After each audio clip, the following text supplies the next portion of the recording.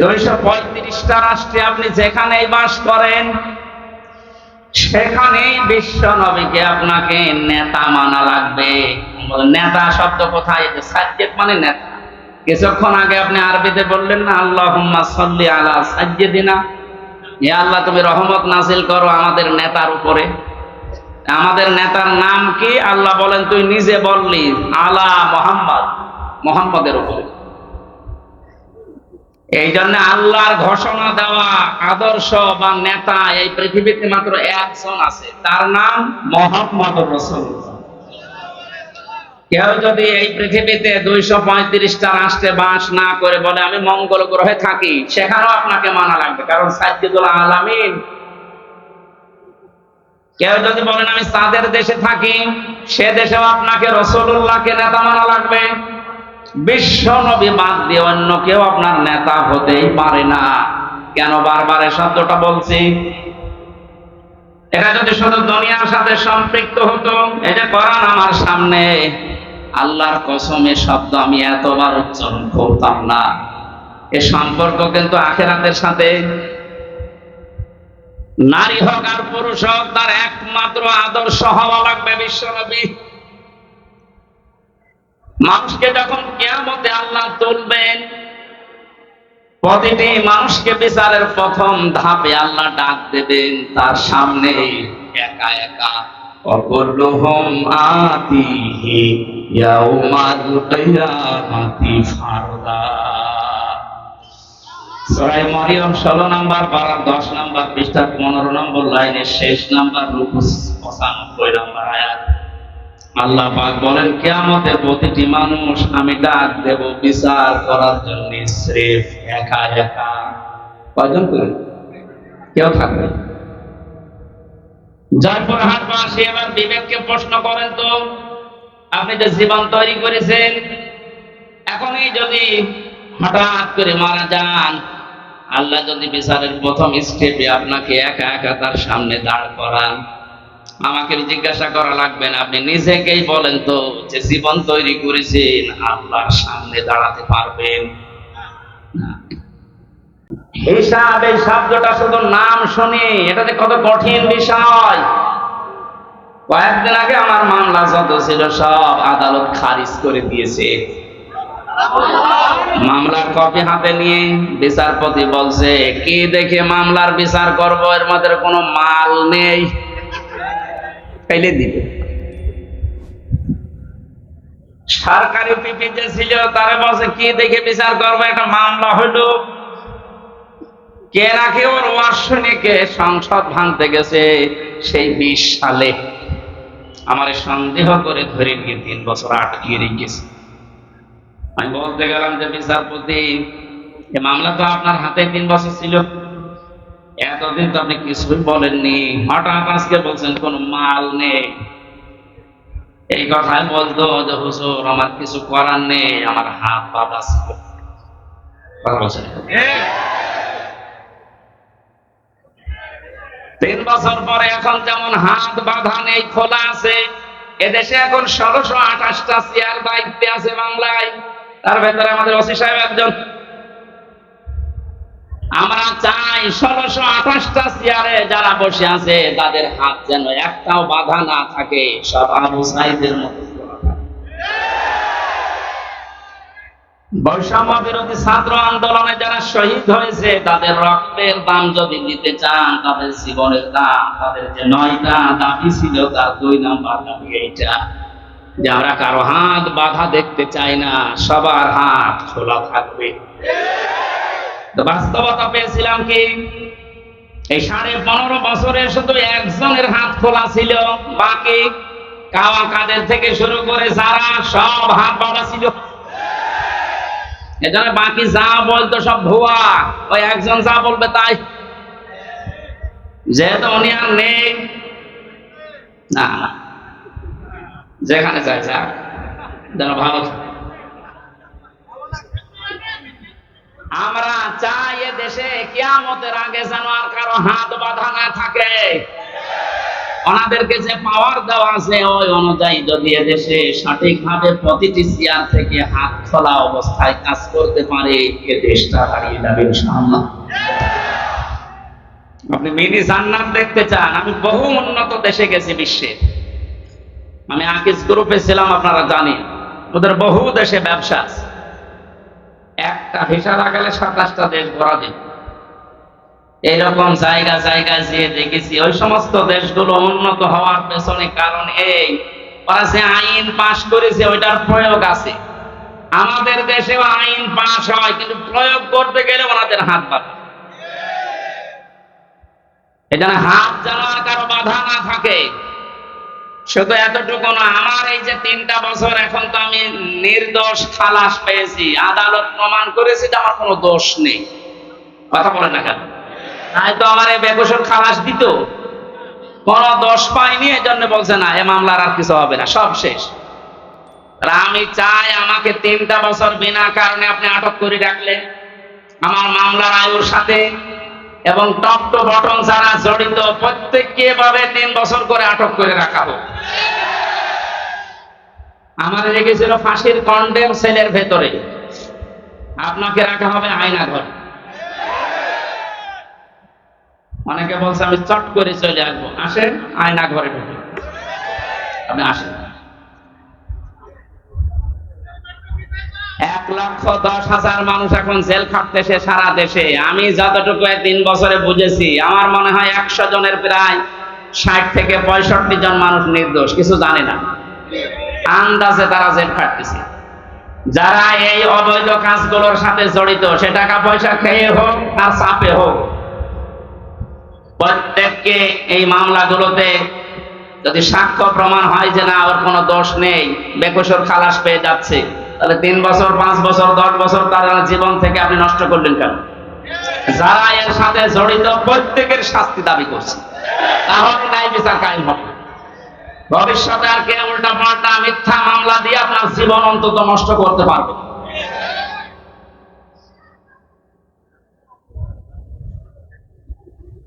হিসাব বড় কঠিন জিনিস। আমি যখন আসছিলাম আদালত থেকে, হঠাৎ ব্যক্তি নিয়ে আসতেছে হাজী সেলিম, নাম শুনে বোঝা যাচ্ছে আল্লাহর ওলি হবে। দোষের চরিত্র শয়তান মতো নিচে নামে না, হাওয়া করে কাঁদতেছে।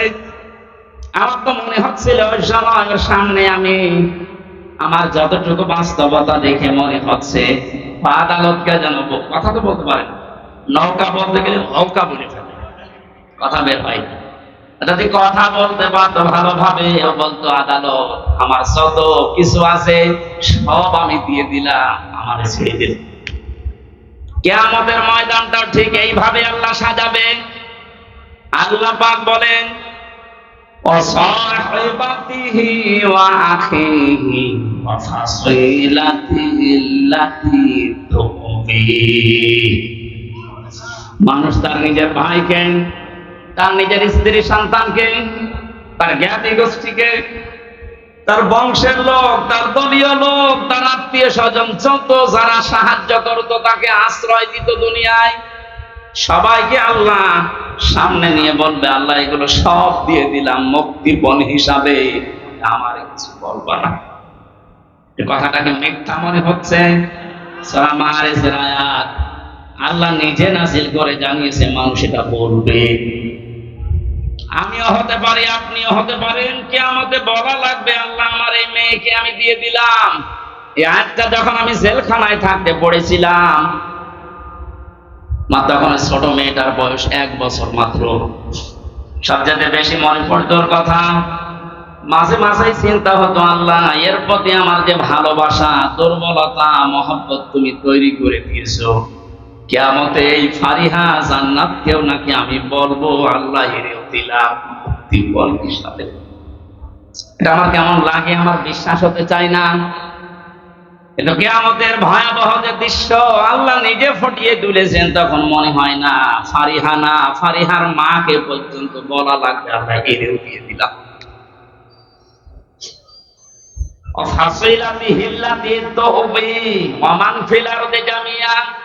দুনিয়া আমার স্থাবর অস্থাবর যত সম্পদ আমি বৈধ অবৈধ পথে উপায় করেছিলাম সব তোমাকে দিলাম, এরপরও তুমি আমারে নাজাত দাও। সঙ্গে সঙ্গে আল্লাহ ধমক দেবেন, কাল্লা ইন্নাহা লাযা, কখনোই না, তোরে আমি লাজাই ঢুকাবো। কোথায়? এখানে আলেম থাকলে জিজ্ঞাসা করেন, লাজ শব্দটা শুনতে যত সহজ মনে হচ্ছে ভেতরের অবস্থা অত সহজ না। আল্লাহ বলেন, এখানে প্রবেশ করার সঙ্গে সঙ্গে মানুষের আগে চামড়া উঠে যাবে। জয়পুরহাটবাসী কি একটা ঘর আল্লাহ বানিয়েছেন যেখানে প্রবেশ করলে আগে মানুষের চামড়া উঠে যাবে। রিমান্ডে আমি দেখেছিলাম মাটির নিচে যখন আমাকে নিয়েছে তো বহু ভয়ঙ্কর জায়গা আমি দেখেছি। মানুষের যে নখ তুলে নেয়, মাঝে মাঝে যে ডিম দেওয়ার নাম শুনি, এ বাস্তব আমি দেখেছি নিজে। যতদিন রিমান্ডে ছিলাম আমি বহু মামলার আসামি, কিন্তু কোনদিন আমার চামড়া পড়িয়ে গেছে না। বহু কষ্টকর সময় পার করেছিলাম খেয়ে না খেয়ে। ওনাদের আলেমদের প্রতি একটু বেশি অ্যালার্জি ছিল। অধিকাংশ অফিসার গুলো আমার ভাগ্যই পড়ে, ভাগ্যই খারাপ মনে হয়, ভাগ্যই পড়েছিল সব হিন্দু। ওরা তো আলেম জালেম বোঝে না। আজকে নয়ন হোসেন একজন মুসলিম, ওনার হাতে যদি আমি পড়তাম হয়তো আর কিছু না হোক, নামের আগে আলেম দেখেও ভেতরে একটা মায়া আসত। আর আমার অফিসার পড়েছে সুব্রত বালা, নাম শুনলে বলা যাচ্ছে আল্লাহর দুশমন, আমার দুশমন। ওর মনে তারপরে ওরে উপর থেকে যা বলেছে ও তাই করবে। বহু ভয়ঙ্কর কষ্টের ভেতরে দিন পার করেছিলাম, কিন্তু আমার চামড়া উঠে যায়নি। কিন্তু আয়াতটা পড়ার পরে আল্লাহ জানিয়েছেন, এমন একটা ঘর আমি বানিয়েছি লাজা, এখানে ঢুকলে আগে চামড়া খসে যাবে। কি ভয়ঙ্কর হতে পারে আপনি বলেন? কাদেরকে জাহান্নামে লাজা ডাকবে?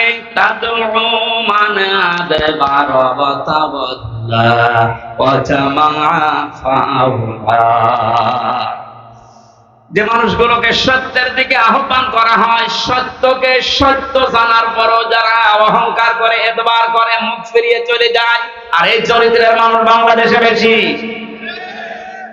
জানে যে এটা সত্য বিষয়, সত্য পথ, এরপরও হিংসা করে, অহংকার করে মানতে চায় না। খালি দেখে যে এটা তো আমার দলীয় লোক না, এটা আমার বাবার মুরিদ না, তখন আস্তে করে মুখ ফিরিয়ে চলে যায়। এটা সত্যকে আপনার মন বলছে যে এটা সত্য পথ, এটা সঠিক পথ, শোনার পরে জানার পরও যদি আপনি মুখ ফিরিয়ে চলে যান, আপনাকে আল্লাহ প্রবেশ করাবেন না। চাই কোথায়? কি ভয়ঙ্কর তথ্য আল্লাহ দিলেন দেখলেন না? চামড়া খসে যাবে আগেই। 2 নম্বরে, দুনিয়ায় যারা মাল সম্পদ, অর্থ সম্পদ শুধু জমা করে আর কি করে সংরক্ষণ করা যায় এই চিন্তা ভাবনায় থাকে। এই 15.5 বছরে যারা টাকা পয়সা জমিয়েছে, আপনি দেখেন তাদের দিকে, কোনদিন ঘোর অক্ষরও ভেবেছিল যে এভাবে আমার হঠাৎ করে হারিয়ে যাবে? ভাবে না। যারা জমা করেছেন বৈধ অবৈধ না দেখে শুধু জমিয়েছেন জমিয়েছেন জমিয়েছেন, আর কি করে সংরক্ষণ করা যায়, এটা স্থায়ী করা যায় সেই চিন্তা ভাবনা করে শুধু স্থায়ী করার চিন্তা। দেশে জায়গা নেই, বেগম পাড়া বানিয়েছে, সুইস ব্যাংকে রেখেছে টাকা। অনেকের কত টাকা সে নিজেও জানে না। এখন কিছু কিছু মানুষ ধরা পড়েছে, দেখছেন না? বালিশের ভেতরে টাকা, ফ্রিজে টাকা। মানুষের চলতে কত টাকা লাগে বলেন তো? এই যে দরবেশ, কি হবে তারা টাকা দিয়ে বলেন? এখন তো ঠিকই পচা ডিম খাচ্ছে। এত টাকার মালিক বাংলাদেশে, ধনীর তালিকায় সে লোকটা 1 নম্বরে, অথচ আদালতে তুলতে গেলে এই মানুষটাকে ডিম মারছে। কত বড় রাগ হলে আদালতে তোলার সময় মানুষের লাথি মারি বলেন? আমরাও তো নিয়েছিলাম আদালতে, আমাদেরকেও নিয়েছে ওইভাবে, মাথায় দড়ি দিয়ে, হাতে হ্যান্ডকাপ দিয়ে, মনে হচ্ছে ছাগল গরু নিয়ে যাচ্ছে। আমি দেখেছি যে অফিসার গুলো আদালতে তোলার সময় আসতো, এই প্রশাসনের এই মানুষগুলো চোখের দিকে তাকিয়ে দেখেছি, ওরা মনে মনে কাঁদতেছে। ওদের শুধু উপরের নির্দেশ আর হাত বাঁধা ছিল, এই জন্য কিছু করতে পারে নাই।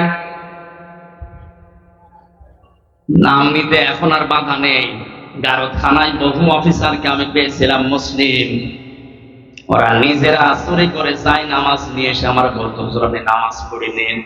নিজেদের হালাল টাকা, অবৈধ টাকা না, জানে যে অবৈধ টাকা দিয়ে খেতে যাবে না, নিজেদের বেতনের টাকাগুলো দিয়ে, গরিব মানুষ কয় টাকায় বেতন পায়, ওখান থেকে একটা ছোট্ট রুটি, ছোট্ট পাউরুটি এনে বলতো সারাদিন কিছু খাননি খান।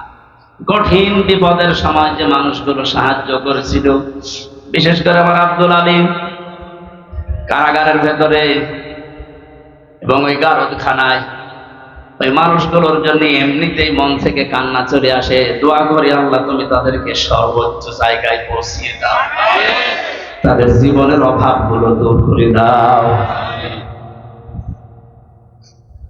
যে চরিত্র দুইটার কথা বললাম আছে বাংলাদেশে, আপনি মিলান, যাদেরকে সত্যের পথে ডাকা হলে অ্যাবাউট টান করে চলে যায়, আর যারা শুধু সম্পদ জমা করে আর হিসাব নিকাশ করে যে কত হচ্ছে, এই চরিত্রের মানুষ দেশে আছে না নেই? এখানে বলেন, এই মানুষগুলো আমরা দাঁড়াবো আল্লাহর সামনে। আমি তো বললাম আমার 16 দিনের হিসাব এখনো ঠিক হয়নি, আর আপনার 16 বছরের হিসাব কি করে ঠিক করে রেখেছেন? এইটার হিসাব আসলে মানুষের জীবন পাল্টানো সহজ। ওই যে মক্কার লোকগুলো যারা মানুষ খুন করতো, জেনা করতো, মানুষের সম্পদ ছিনতাই করতো, ওদেরকে যখন নবীজি এই ভয়টা তৈরি করেছিলেন যে জবাব কিন্তু দেওয়া লাগবে, এই মানুষগুলো এতে পরিবর্তন হয়ে গেছে, যারা নারীর ইজ্জতের জম ছিল তারা নারীর ইজ্জতের পাহারাদার হয়ে গেছে। আমরা এই দেশে এইটাই করতে চাই,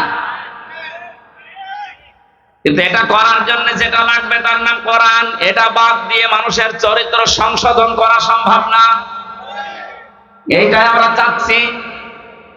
মানুষগুলো যারা চিন্তা করে, রাহাজানি করে, যারা সেনা করে, মদ খায়, এই মানুষগুলোর ভেতরে জবাব দেওয়া লাগবে। এই টেন্ডেন্সি যদি আমরা এই সমস্ত অনুষ্ঠানগুলো করে করে ঢুকিয়ে দিতে পারি, যারা চিন্তাই করছে তারাই সম্পদের পাহারাদার হবে ইনশাআল্লাহ। নবীদের যুগে যারা হয়েছিলেন তারাও তো মানুষ না ফেরেশতা? তারা যদি হতে পারে এই কোরআনের দ্বারা, আমরা পারবো না ইনশাআল্লাহ? কিয়ামতে আপনি দাঁড়াবেন সর্বপ্রথম আল্লাহর সামনে কয়জন করে বলেন বলেন? এখানে আমি 8টা শিক্ষা নিয়ে আসতে চেয়েছি। প্রথম নম্বরে আপনার জীবনে যেন একটা ধাক্কা লাগে না, আমি একটু থেমে যাই, আমি কি নিয়ে হাজির হচ্ছি। এখনই যদি চোখ বন্ধ হয়ে যায়, আমার তো এখনই দাঁড়ানো লাগবে। দ্বিতীয় নম্বরে, কত মানুষ আমাদের ভারত, বাংলাদেশ, পাকিস্তানে বহু জায়গায় আমি করেছি, মানুষের ভেতরে এই টেন্ডেন্সি, এই বিশ্বাস, এই কথাকে যেন ঢুকিয়েছে কোনো চিন্তা নেই, কিয়ামতের ময়দানে বাবা আছে। এরকম বিশ্বাস নেই দেশে? আপনাদের এই রংপুর, কি রাজশাহী, রংপুর, এই সমস্ত বিভাগগুলোতে একটু কম আছে, এগুলো বেশি চট্টগ্রাম, সিলেটে। ওরা এত ভক্ত বাবার, আমার মনে হয় রাসূলুল্লাহকে অত ভালোবাসে না। এখান থেকে আমি যেটা নিয়ে আসতে চেয়েছি, আল্লাহ বলেন কিয়ামতে একা একা দাঁড়াবি, কেউ থাকবে না। তাহলে এই কথা দিয়ে যারা আপনাকে ধোঁকা দিয়ে বোকা বানাচ্ছে যে চিন্তা নেই বাবা থাকবে, এটা ডাহা মিথ্যা কথা বলেন। আর এগুলো তৈরি করার জন্য সবচাইতে বড় ব্যবসার জায়গা এই মাজার। 48,000 মাজার এখন এই দেশে সরকারি জরিপে। আপনি একটা মাজার দেখান যেখানে শরীয়তের বিরোধী কাজ নেই, একটা দেখান। নবী জানিয়েছেন লা তাত্তাখিযুল কুবুর মাসাজিদা, কবরকে সেজদার জায়গা বানিও না। অথচ অধিকাংশ মাজারে দেখি সেজদা দেয়। বলেন, মাজার পাকা করা নিষেধ, মোজাইক করা নিষেধ, টাইলস লাগানো নিষেধ, অথচ গরু ছাগল মরে গেলেও 3 তালা হচ্ছে কবর। এই জন্যই তো হক্কানি আলেমরা বলছে মাজার গুড়িয়ে ভেঙে দেন, কোনো কাজ নেই মাজারের। মাজারের যদি এত সম্মান থাকতো, নবীজির জামাই হযরত ওসমানকে দেখে আসলাম, কবর জান্নাতুল বাকিতে পড়ে আছে, একটা পাথর দেওয়া মাত্র, কিচ্ছু নেই। যিনি জান্নাতের গ্যারান্টি জিন্দা অবস্থায় পেয়েছেন দুনিয়ায়, তার কবর যদি শুধু একটা পাথর দেওয়া থাকে মাথার কাছে বা পায়ের কাছে, আপনি কি তার চাইতে বড় কিছু হয়ে পড়েছেন যে আপনার কবর পাকা করা লাগবে? এগুলো যারা করছে বা করবে, এক কথায় বলছে সব ব্যবসা, কোনো কাজ নেই। মাজারে আগরবাতি মোমবাতি টাকা পয়সা দিলে যদি ভাগ্য খুলতো, রাসূলুল্লাহর যে কবর আমার মনে হয় 50 তলা হয়ে যেত। কথা বলেন, পৃথিবীর সর্বশ্রেষ্ঠ মানুষের কবরে যদি টাকা দেওয়া না লাগে, মোমবাতি দেওয়া না লাগে, আগরবাতি না লাগে, দোয়াও করতে দেয়। আমি রাসূলের রওজার পাশে দাঁড়িয়ে শুতে পাবে হাত তুলেছিলাম, যে পুলিশ পাহারা দেয় ওখানে আমার হাতের উপরে ওই যে লাঠি হাতে থাকে, বাড়ি দিয়ে বলছে কি চাচ্ছেন আপনি?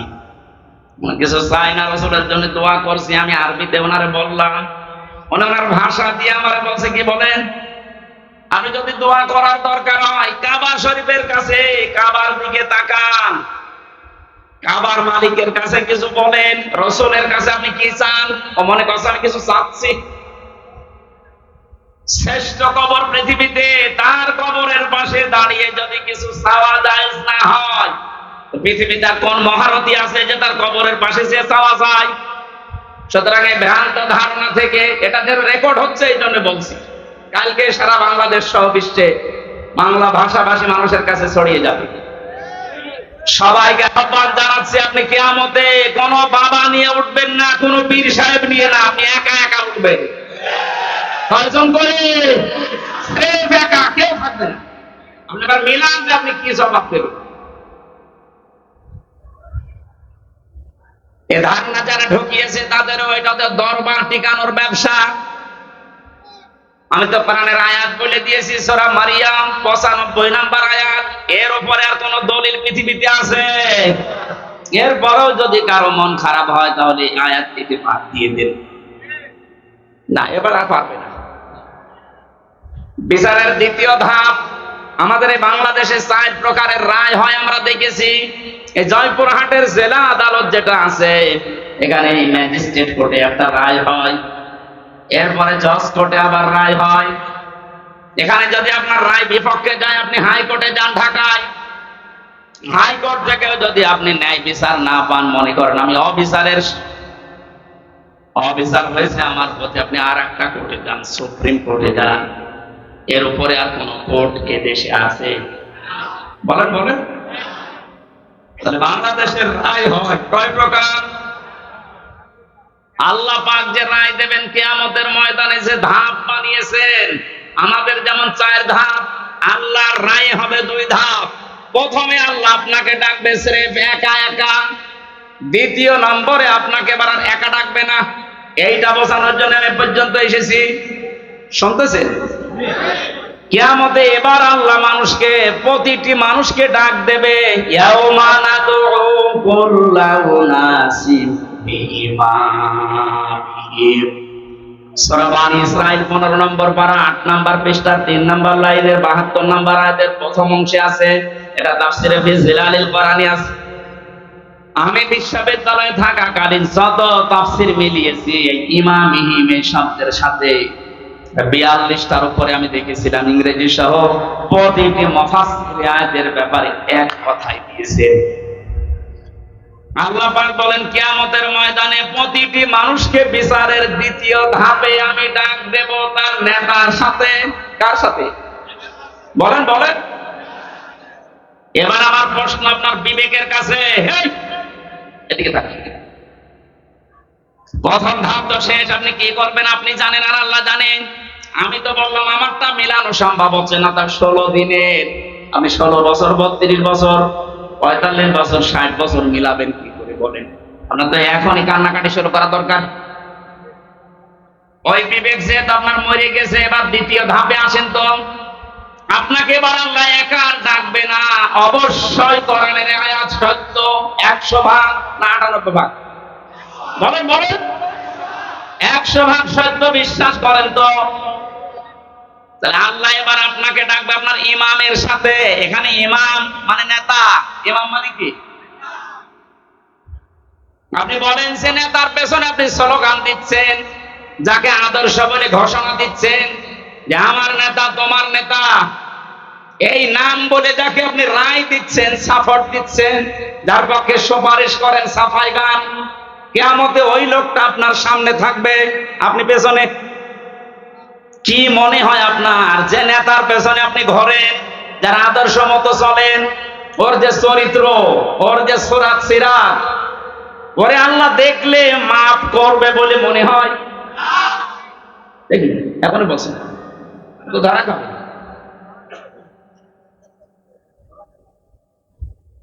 আমি তামাশা করার জন্য বলি না, আমার ইমান থেকে বলছি। কোরআনের এই চোখটা লাগিয়ে আমি দেখতে পাচ্ছি আমরা 100 জনের এই দেশে 98 ধরা দিয়ে বসে আছি। এই জন্য বলছিলাম এটা স্রেফ দুনিয়ার বিষয় হলে বলতাম না, এর সম্পর্ক আখিরাতের সাথে। ওই যে ইয়াসিন, আল্লাহর ঘোষণা দেওয়া নেতা এই একজন, তাকে না মেনে আপনি যাকে মানেন, তিনি যদি আপনার সামনে থাকতেন মুহাম্মদুর রাসূলুল্লাহ, আপনার চিন্তা থাকতো না? কথা বলেন না কেন? তিনি বাদ দিয়ে আপনি যাকে মানেন, আপনি তো তাকে মানেন না। যাকে মানেন বলেন তো সেই লোকটা আপনার সামনে এখন দাঁড়িয়ে, আপনি পেছনে। আল্লাহ তো আগে তাকাবে তার দিকে। তার যে সুরাত সিরাত, তার চরিত্র কিছু না হলেও কিছু আপনি জানেন। আপনার চাইতে বেশি জানে ওর সম্পর্কে কে? আরো জোরে বলেন। নিজে নিজেই বলছেন যে না, ওর দিকে তাকালে আল্লাহর মাফ করা সম্ভব না, আপনার পর্যন্ত তো যাবেই না।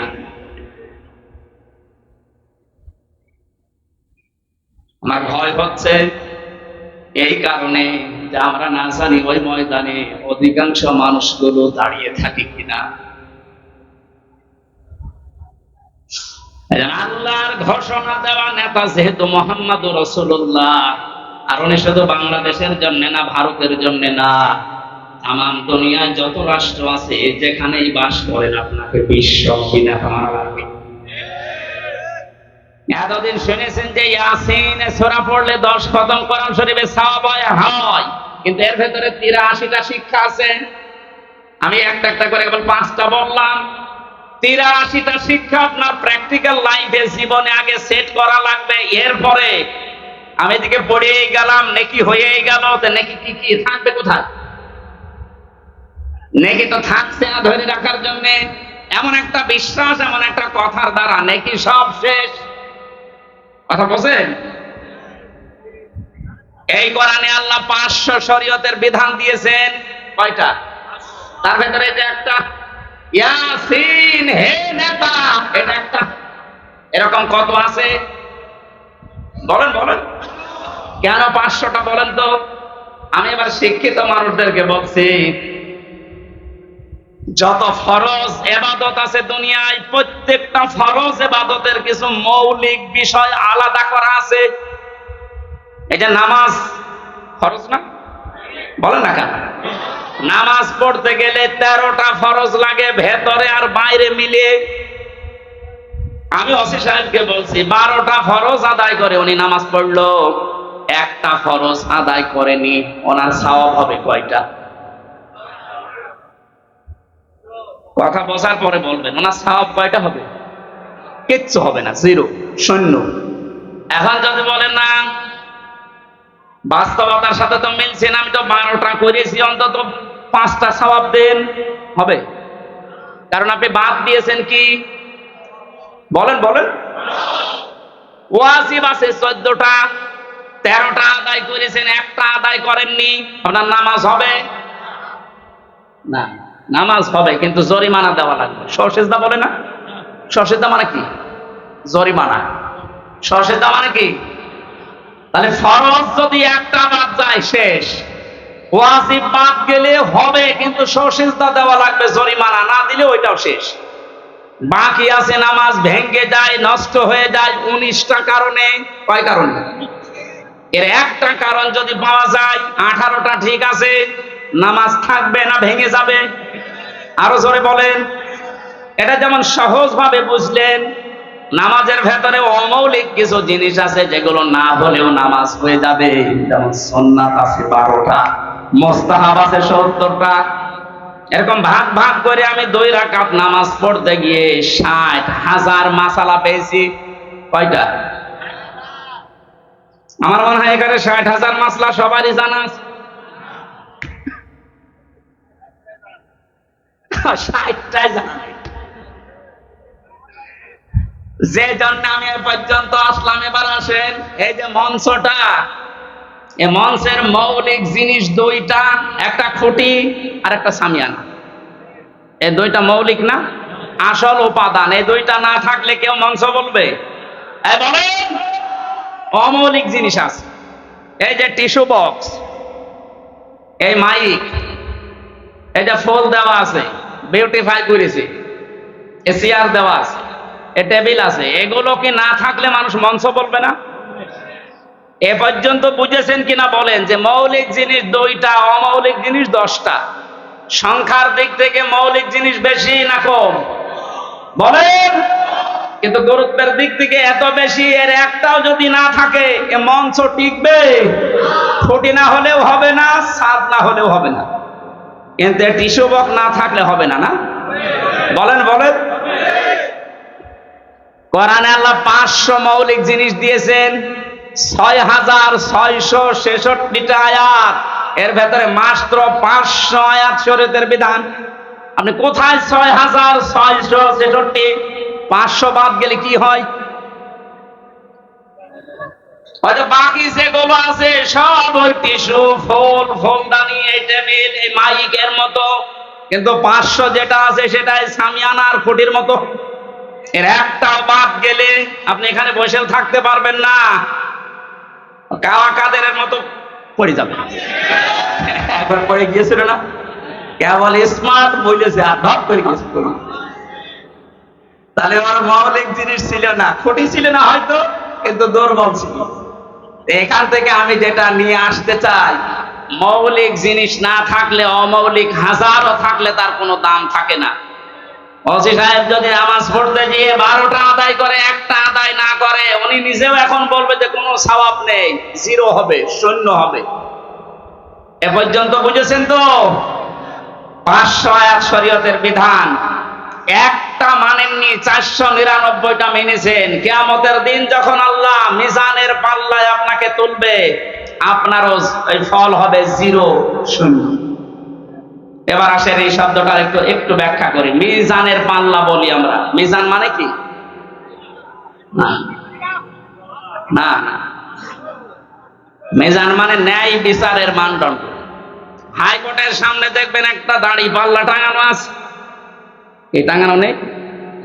ও দাড়ি পাল্লা সরকার টাঙিয়েছে কি খেলা করার জন্য, নাকি ওদের একদিকে ঝুলিয়ে থাকে সমান্তরাল?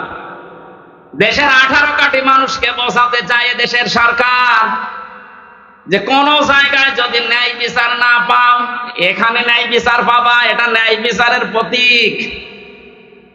তাহলে দাড়ি পাল্লা মানে ন্যায় বিচারের মানদণ্ডের প্রতীক। এটা আমাদেরকে যে কিয়ামতে আল্লাহ মাপ দেবেন, আমরা জানি যে কিয়ামতে আল্লাহ মাপ দেবেন আমল। কি মাপবে? আমলের মাপ দেবে না মিজানের পাল্লায়? এটা শুনেছেন কোনদিন নাকি আজকে শুনলেন?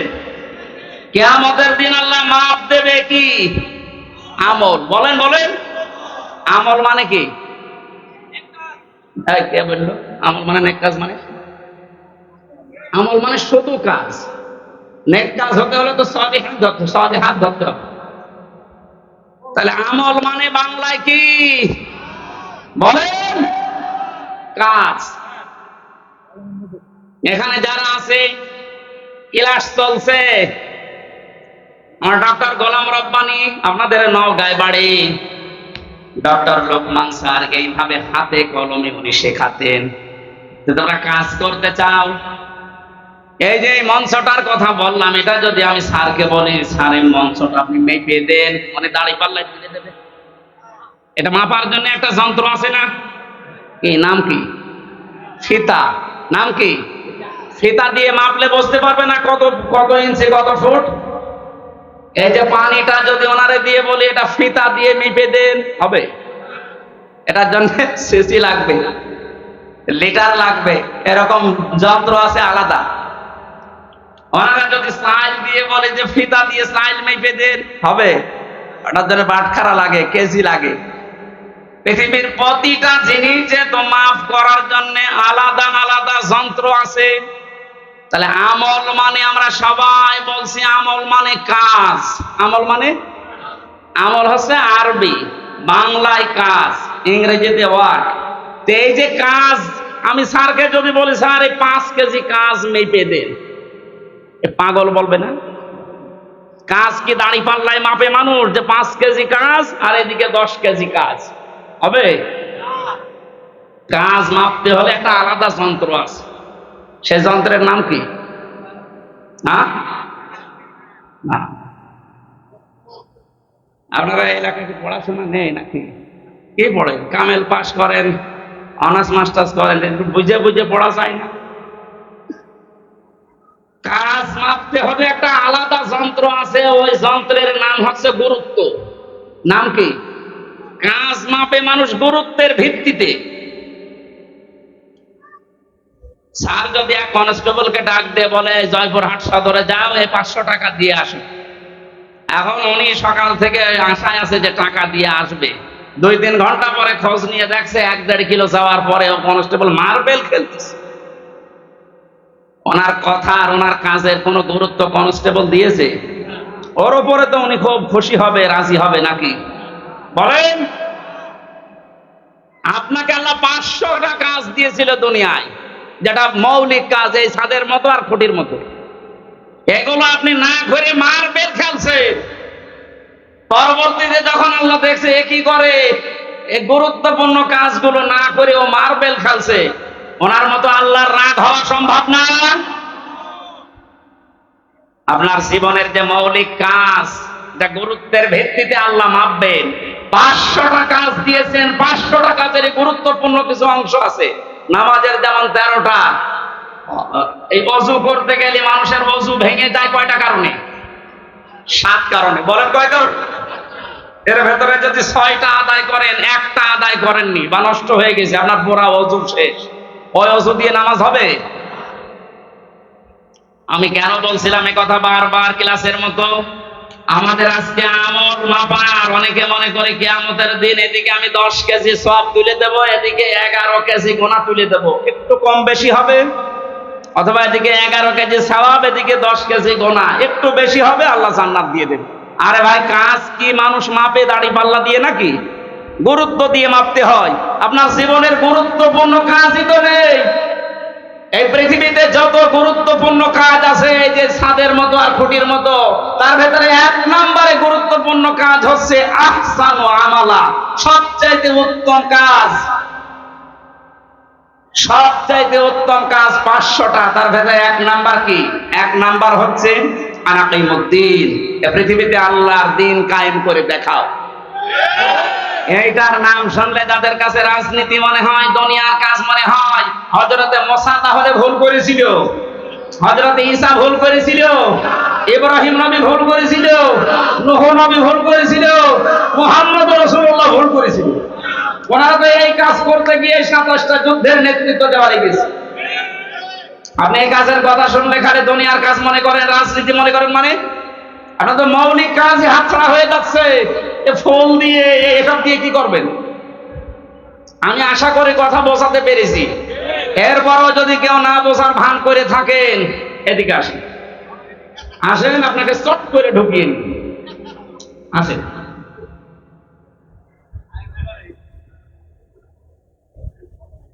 কিয়ামতে যেহেতু আপনার সামনে আপনার নেতা আগে থাকবে, এরপরে আপনি থাকবেন, এই জন্য এমন কোন মানুষের সামনে পেছনে থাকা যাবে না যারে দেখলে আল্লাহর রাগ হয়। এরকম নেতা দেশে নেই। রাত 12টার পরে যার পা ঠিক মতো মাটিতে পড়ে না, রিকশা ছাড়া বাড়ি যেতে পারে না, এক কথা বলে না কেন? খেজুর গাছে ধাক্কা দিয়ে বলে বড় ভাই সাইড দাও, আর কতক্ষণ দাঁড়াবো? আপনি এই মানুষের পেছনে এখনো থাকবেন? কালকে এই বাংলাদেশের ইসলামী আন্দোলনের একজন সর্বোচ্চ নেতা, আপনাদের রাজশাহীতে বাড়ি, অধ্যাপক মুজিবুর রহমান, উনি ঘোষণা দিয়েছে এই দেশে যেন কোনো মদখোর, কোনো মাতাল আপনার এই সিলটা না পায়। এটা তো উনি বানিয়ে বলেছে, সূরা ইয়াসিনের ব্যাখ্যা এটা। এমন মানুষকে আপনি এইটা দেবেন না যে সামনে ওই লোকটা থাকলে আল্লাহর আগে রাগ হয়ে যাবে, আপনার পর্যন্ত যাবে না। এখানে আল্লাহ যেহেতু নবীকে 7টা নামে ডাক দিয়েছিলেন, তার ভেতরে প্রথম ইয়াসিন, এরপরে তহা, এরপরে আব্দুন বা আব্দুল্লাহ, এরপরে মুজাম্মিল, মুদ্দাসসির, আহম্মদ, মুহাম্মদ। আমরা প্রতিটি শব্দের ব্যাখ্যা আছে, এত কথা বলতে গেলে মেলা রাত হয়ে যাবে। আমরা রবিউল আউয়াল মাস, যেহেতু এই মাসে নবীজির জন্ম, এই মাসেই মৃত্যু, বিশ্ব নবী এই মাসে এসেছিলেন, এই মাসে ইন্তেকাল করেছেন, তাকে নিয়ে বিশেষ করে যে মাতামাতি হয় এই রবিউল আউয়াল আসলে, এটা কোরআন হাদিসে বর্ণিত নেই। আমাদের রাষ্ট্রীয়ভাবে একদিন ছুটি দেওয়া আছে মিলাদুন নবী, নবীর জন্ম বৃত্তান্ত আলোচনা করার জন্য না। নবীর জন্ম বৃত্তান্ত আলোচনা করার জন্য রাষ্ট্রীয় শোকের দরকার নেই, রাষ্ট্রীয় ছুটির দরকার নেই। নবীজি যেটা দিয়ে দেশ চালিয়েছিলেন, এইটা কিভাবে চালানো যায় সেই পদ্ধতি আবিষ্কার করে, তাহলেই হবে রবিউল আউয়াল পালন করা। আপনি কি একজন সাহাবীর চাইতে বেশি ভালোবাসা মহব্বত রাসূলুল্লাহকে দিতে পারবেন? বলেন। এই যে মিলাদ নিয়ে যারা আজ মাতামাতি করে, আমি কালকে বগুড়া ছিলাম, খালি মিলাদ নিয়ে যেভাবে মিছিল লাগিয়েছে, এরা বুঝে করুক না বুঝে করুক আমি ওটা জানি না, কিন্তু বাস্তবতা হচ্ছে শুধু যদি কেউ মিলাদ, মিলাদ মানে জন্ম, মিলাদ মানে কি, শুধু জন্ম নিয়ে কেউ যদি আনন্দে থাকে সে জাহান্নামে যাবে, শুধু জন্ম নিয়ে। কারণ নবীজির ইন্তেকালের 600 বছর পরে এই মিলাদ আবিষ্কার করেছে মানুষ। তাহলে এই 600 বছরে তো মিলাদ হয়নি দুনিয়ায়, ওরা জান্নাত যাবে না? বলেন। আপনি এই 600 বছর পরে কোথায় পেলেন এটা? ইসলামের ভেতরে নতুন কিছু আবিষ্কার যে করে সে বেদাত করে, আর বেদাত করলে সে গোমরা, আর গোমরা হলে সে জাহান্নামী। আপনি একটা কথা খণ্ডন করতে পারবেন? এবার আসেন আমি দলিল দিচ্ছি। দুইজন চাচা ছিল নবীজির জন্মে খুশি, একজন আবু লাহাব আর একজন আবু তালেব, এরা আপন চাচা। এই দুইজন এত বেশি খুশি হয়েছিল নবীর জন্মে, যারা সংবাদ দিয়েছে তাদেরকেও আযাব করে দিয়েছে। আর আবু তালেবের জীবনী পড়েছি, ও নিজের সন্তান আলীকে কাছে রাখতো না, কিন্তু ভাতিজা মোহাম্মদ এতিম, বাবা নেই মা নেই, এই জন্য নিজের কাছে রাখতো। এত আদর করেছে, বলতো ভাতিজা আমি তোমার ধর্ম মানি না, কিন্তু তোমার শরীরে কেউ আঘাত করুক এটা আমি বেঁচে থাকতে সহ্য করবো। আপনি আর কি করেন বলেন তো? নবীর জন্ম আসলে সেই লোকটার দিকে তাকান। ও জীবন পর্যন্ত দেওয়ার মতো এইরকম মহব্বত করতো রাসূলকে। তো মারা যাওয়ার সময় নবীজি যখন বললেন ইয়া আম্মি আবি তালিব লা ইলাহা ইল্লাল্লাহ হাজ্জুল লাকা ইনদাল্লাহি ইয়াউমাল কিয়ামাহ, বুখারী শরীফের হাদিস। নবীজি মাথার কাছে এসে বলেন চাচা, আশপাশে মানুষজন দাঁড়িয়ে আছে, আপনার জোরে বলার দরকার নেই, আমার কানের কাছে মুখ নিয়ে শুধু আস্তে করে বলেন লা ইলাহা ইল্লাল্লাহ। মুহাম্মদুর রাসূলুল্লাহ বলার দরকার নেই, কারণ ওটা আমি নিজে আমি জানি। আপনি শুধু আল্লাহর একাত্মবাদের স্বীকৃতি আমার কানে শোনান, কারণ আমি সাক্ষী, আমি শাহেদ। আমি কি শাহিদা ওয়া মুবাশশিরা ওয়া নাযীরা, এই শব্দগুলো কোরআনে নেই? আমি যে সাক্ষী, কিয়ামতে তো বলা লাগবে। আপনি শুধু আমার কানের কাছে একটু বলেন যে লা ইলাহা ইল্লাল্লাহ, আর কিছু বলা লাগবে না, কাউকে শোনানোর দরকার নেই।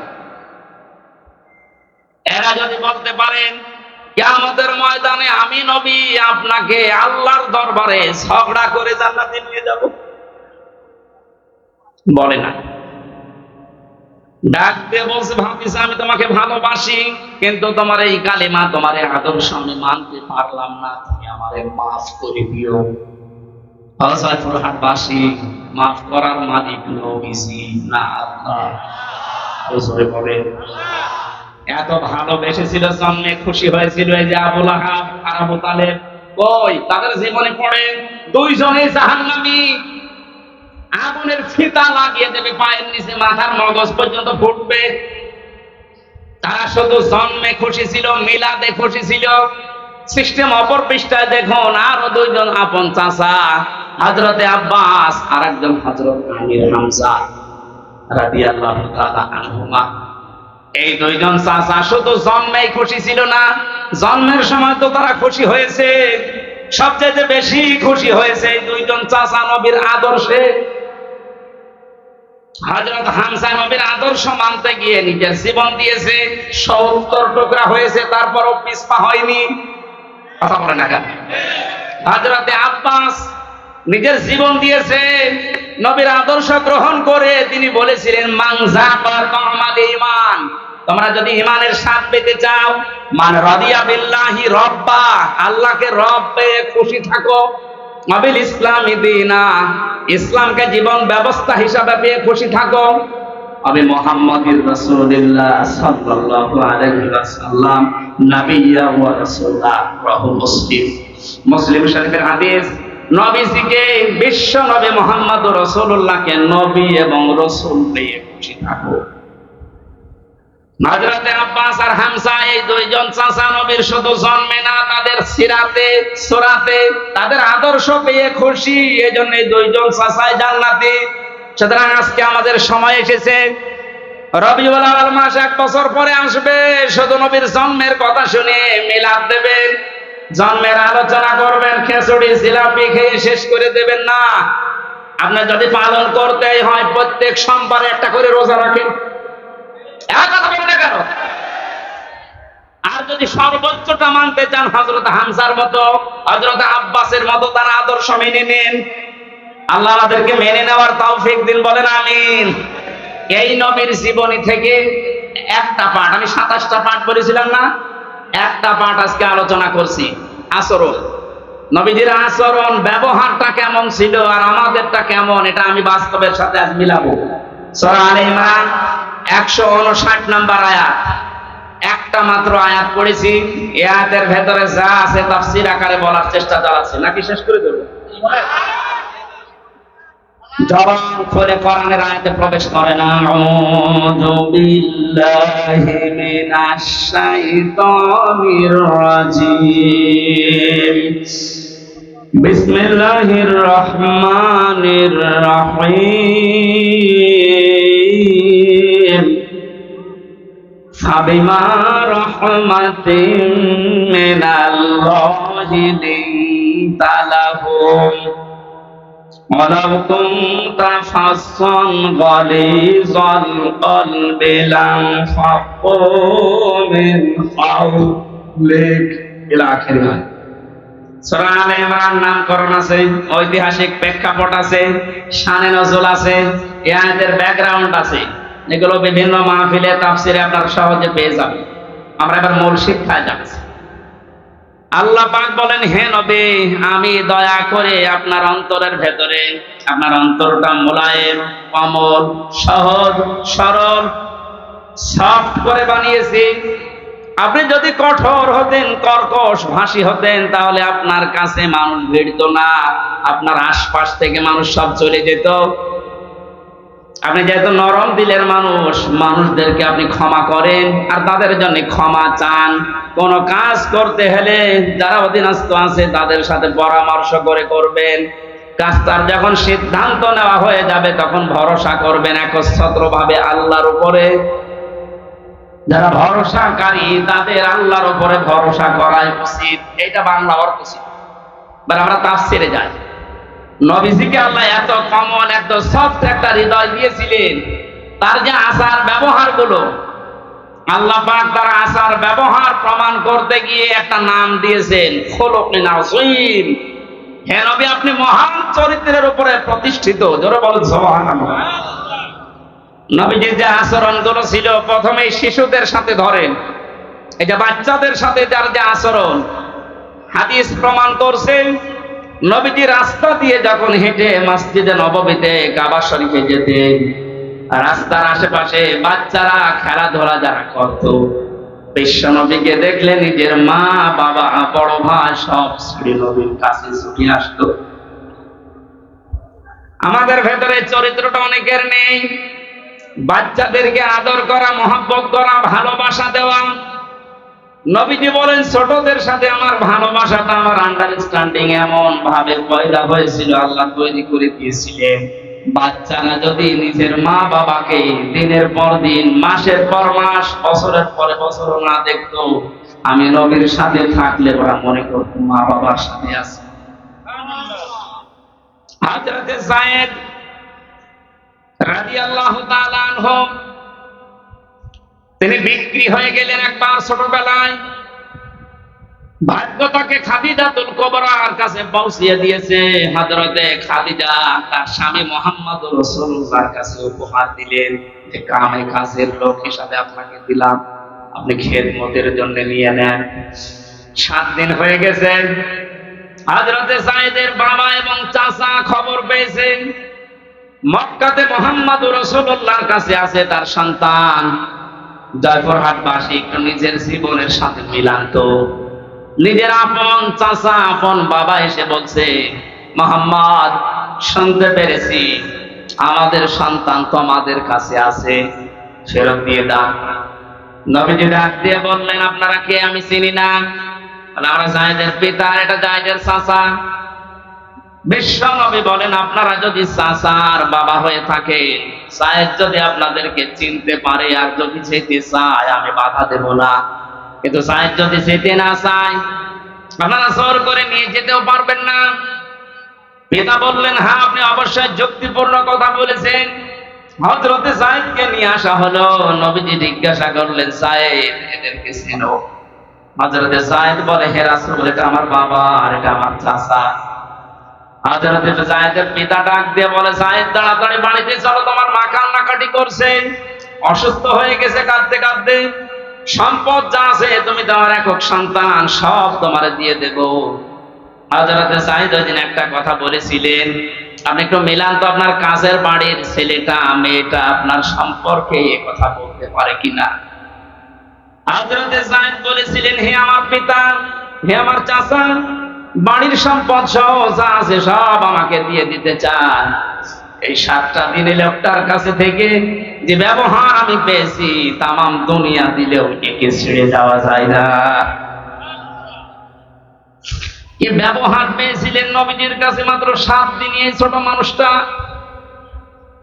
আপনার বাড়িতে যে ছেলেটা কাজ করে, যে মেয়েটা কাজের মেয়ে, ওকে একদিন গোপনে ডেকে বলবেন, তাহলে 2 লাখ টাকা দেবো, তুই কি চলে যাবি?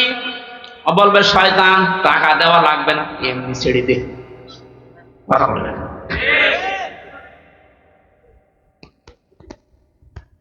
হযরতে আনাস ডাক দিয়ে বলে, আমি কাজের মানুষ ছিলাম, আমার মা উম্মে সুলাইম নবীজি যখন মদিনায় হিজরত করে আসে, তখন আমার মা আমাকে হাদিয়া দিয়েছিল। 10টা বছর নবীজির বাড়িতে আমি খেদমত করেছি, যখন যেটা লাগে আমি এনে দিতাম। আল্লাহর কসম, আমার নবী কোনদিন এই 10টা বছরে কোনদিন আমাকে ধমক দিয়ে কথা বলেননি। জোরে বলেন আল্লাহু আকবার। বিষয়টা শুনতে যত সহজ মনে হচ্ছে, যে যে চেয়ারে বসে আছেন ওই জায়গা থেকে ভাবেন তো, আপনার অধীনস্থ লোকদের সাথে আচরণ করা কত কঠিন। 10 বছর না, 10টা দিনও আপনি পাবেন না।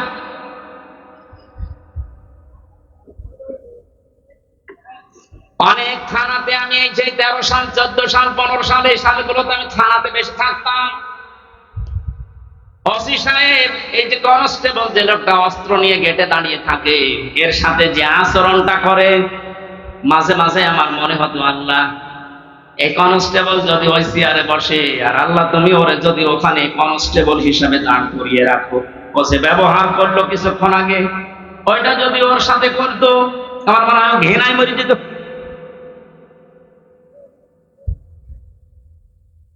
আপনার তার শুকরিয়া আদায় করা দরকার ছিল যে ও একজন মানুষ, ও ডিগ্রি পাস, আমিও ডিগ্রি পাস, আমাকে আল্লাহ চেয়ারে বসিয়েছে আর ওরে অস্ত্র নিয়ে দাঁড় করিয়েছে গেটে। ওর সম্মান আমার চাইতে বেশি হওয়া দরকার। এই আচরণ গুলো অনেকে মনে করছে যে দুনিয়ার বিষয় না, এগুলো সব আখিরাতের বিষয়। আল্লাহর নবীর কাছ থেকে রবিউল আউয়াল মাসে যদি এই কাজগুলো আপনি নিতেই না পারেন, আপনি কি নেবেন এই মাসে? কত জিলাপি আর খিচুড়ি। নবী যে আচরণ করেছিলেন যুদ্ধবন্দীদের সাথে, অথচ বাংলাদেশে আয়না ঘর বানিয়ে কি অবস্থা করেছে মানুষের সাথে। আমার সাথে একজন আলেম ছিল জেলখানায়, মাওলানা মুফতি ফখরুল ইসলাম। এই লোকটা মাঝে মাঝে গভীর রজনীতে আমার পাশে থাকতো, চিল্লিয়ে উঠতো, কি হয়েছে ভাই? বললাম যখন আয়না ঘরে ছিলাম, ওই জায়গায় আমার এই যে হাতের পায়ের ভেতরে হাত দিয়ে সামনে যে রডের দেওয়াল ছিল, এই রড ধরে আবার আটকে দিত হাত। খালি বলতাম, আল্লাহ তুমি আমাকে মরণ দাও না একটু শোবার মতো ব্যবস্থা করে দাও। মানুষ তো শুয়ে থাকতে পারলে যে কত শান্তি, এটা আমি হাড়ে হাড়ে টের পেয়েছি। ওই 6 মাসে 6টা মাস শুইতে দেয়নি, হাত এভাবে 24 ঘন্টা বাঁধা, শুধু পোশাক পায়খানার জন্য 1.5-2 মিনিট সময় দিত, আর খাবারের জন্য যা দিত খাওয়ার মতো না, 3-4টা তরকারি এক জায়গায় দিয়ে মনে হচ্ছে কে মাখিয়ে খেয়ে ফেলে দিয়েছে সেটা। মানুষের শরীর যে খারাপ হয়ে যায় তার বাস্তব প্রমাণ দেখেননি ব্যারিস্টার আরমানের? ও চেহারা কি হয়ে গেছে। আমি 10 দিন ছিলাম মাটির নিচে মাত্র, তাই আমি নিজেকে চিনতে পারছিলাম না। আসে 8 বছর, অথচ বিশ্ব নবী যুদ্ধবন্দী যারা সাহাবীদেরকে বলতেন নিজেরা না খেয়ে থাকবা, যুদ্ধবন্দীদেরকে ভালো খাবারটা খাওয়াবা। আর আপনি নিজেও তো বলেন ওই নবী আমার ওই নবী আমার নবী। আপনি হজ করে আসেন, সালাম দিয়ে আসেন, সেখানে গিয়ে আপনি জানতেন না যে 15.5 বছর কত মানুষ মাটির নিচে আছে। আয়না ঘরের সাথে যারা সম্পৃক্ত তারা জানতো না। তারা তো সব নাম দেখেছেন, কামরুল আহসান, কি সুন্দর নাম, সৌন্দর্যের প্রতীক কামরুল আহসান। এত সুন্দর নাম নিয়ে লোকটা ঘুমাতো কি করে রাতের বেলা? আয়না ঘরের দৃশ্যগুলো তো অবশ্যই আপনি মাঝে মাঝে যে দেখে আসতেন। দেখে আসার পরে আপনি কি ঘরে এসে স্ত্রীর কাছে ঘুমাতে পারবেন? আমার তো ঘুম হবে না।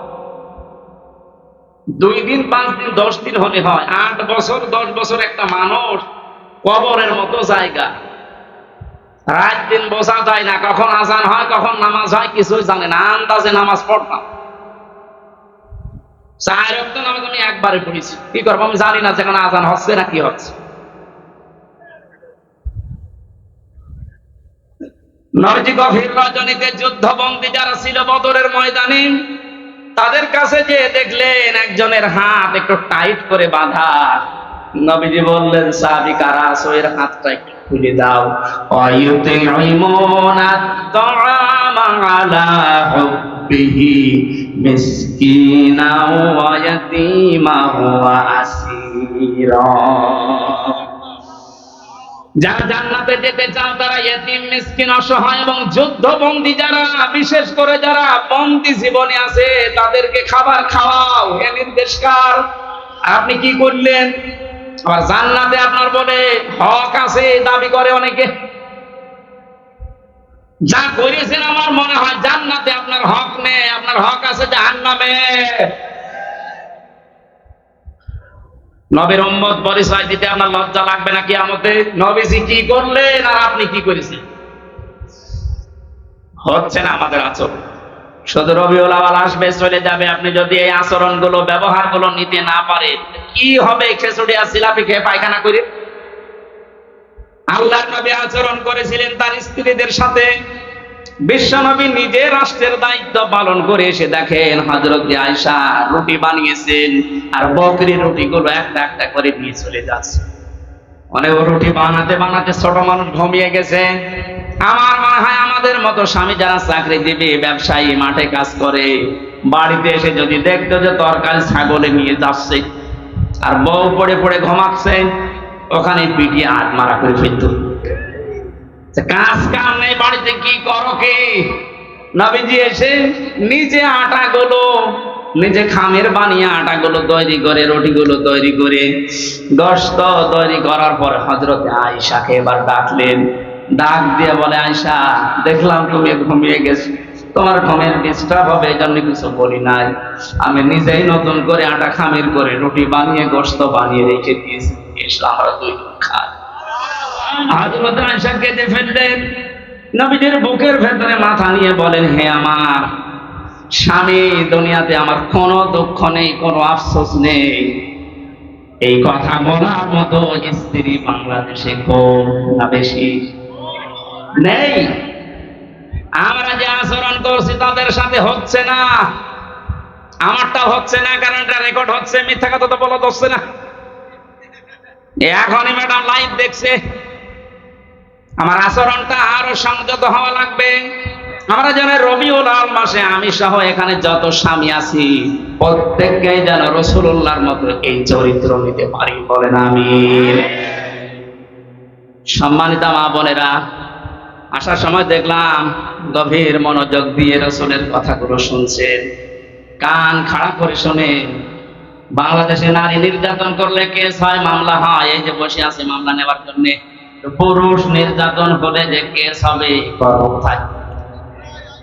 এছাড়া আমরা চাচ্ছি আপনাদের কারণে দেশের 100 জনের 98টা স্বামী মানসিক রোগী হয়ে যাচ্ছে।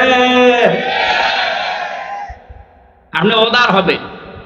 মেয়েদের ছোট মনের কারণে সংসারে শান্তি নেই। হাজারো মেয়ে লোক বউ এমন আছে, নিজের বাবা মা নিজের ভাই বোনের জন্য যদি স্বামী খরচ করে বলে অসুবিধা নেই, অথচ স্বামী যদি তার নিজের ভাই বোনের জন্য একটু কিছু করে, অনেক বউ আছে মন খারাপ করে। এরকম ছোট মনের বউ আছে, কার হাত তোলেন তো? না, আমি হাসির করা কি এই দুইজন হাত তুলে যে বিয়ে না করি, আমি জানি বিবাহিত মানুষ হাত তুলবে না, কারণ এটা কিন্তু ভিডিও হচ্ছে। ও দেখবে যে আমার বাড়িওয়ালা হাত তুলেছে কিনা। না, আপনি উদার হন। কি করবেন? আপনি তো আর 50 বছর পরে দুনিয়া থাকবেন না। মাঝখান থেকে আপনি এই আচরণের কারণে জাহান্নাম খরিদ করে নিয়ে যাচ্ছে। আপনার মতো পাগল আর কেউ নেই। আপনার সম্পত্তি পড়ে থাকবে, মাঝখান থেকে আপনি জাহান্নামে হয়ে যাচ্ছেন। অথচ নবীজি বলেন, কোন স্ত্রী যদি চায় যে আমার স্বামী বেশি দিন বেশি থাক, আমার স্বামীর সম্মান মর্যাদা টাকা পয়সা আরো বেড়ে যাক, সে যেন মাঝে মাঝে স্বামীকে তাগিদ দেয়, তুমি যাই করো রক্তের সম্পর্কগুলো ঠিক রাখো। এরকম বলার মতো বউ আছে? নেই। আরো কি করে রক্তের সম্পর্ক নষ্ট করা যায় সেই বুদ্ধি দেয়। শাশুড়ি গল্প করে মানুষের কাছে মাঝে মাঝে যে আমার এই জামাই খুব ভালো, শুধু আমার মেয়ের কথা মতো চলে, আর এই যে ছেলেটা আমার, এটা একটা হারামজাদা, শুধু বড় কথা মতো চলে। আপনি শাশুড়ি আপনার মনের ছোট কেন? এটা উদার হতে পারেন না? নিজের মেয়ে ভুল করলে মাফ করে দেন, আর বৌমা একটু কিছু করলে আপনি তার ছেলের কানে তুলে দেন। আপনি মানুষ, আপনি ডাইনি। আপনি নামাজ দিয়ে রোজা দিয়ে কালো বোরকা দিয়ে জান্নাত যেতে পারবেন না ওই মেয়েটার বরদোয়ার কারণ। আল্লাহ আমাদের আচরণগুলো রাসূলের কাছ থেকে নেওয়ার তৌফিক দাও, বলেন আমিন। আন্তর্জাতিক জীবনে তার চরিত্র আছে। প্রত্যেকটা জীবনে বড়দের সাথে কিভাবে আচরণ করা লাগে। আজ অফিসের যারা বস আছেন, এখানে দোকানের মালিক আছেন, আমি বহু অফিসে এই অভিযোগটা শুনেছি, এই জন্য তুলে ধরলাম। অনেক অফিসের অফিসারের আচরণ পেয়ে তার নিম্নে যারা চাকরি করে, তার আচরণের কারণে বলে, কখন যে 8 ঘন্টা চলে যায় স্যারের কাছে থাকতে আমি টেরও পাই না, মনে হয় যে আরো 8 ঘন্টা যাক, বাড়ির কথা আর মনে হয় না। এমনও স্যার পেয়েছি, হুজুরে 8 ঘন্টা না, কখন যে 8 ঘন্টা যাবে শুধু আল্লাহ আল্লাহ করে। এই যে দুইটা স্যারের পরিচয় বললাম, একটার চরিত্র রাসূলের মতো, আর একটার চরিত্র ফেরাউনের মতো। ফেরাউনকে আল্লাহ জান্নাত দেবে, ওই স্যারকে আল্লাহ জান্নাত দেবে। আল্লাহ আমাদের আচরণগুলো রাসূলের মতো হওয়ার তৌফিক দিন, আমিন।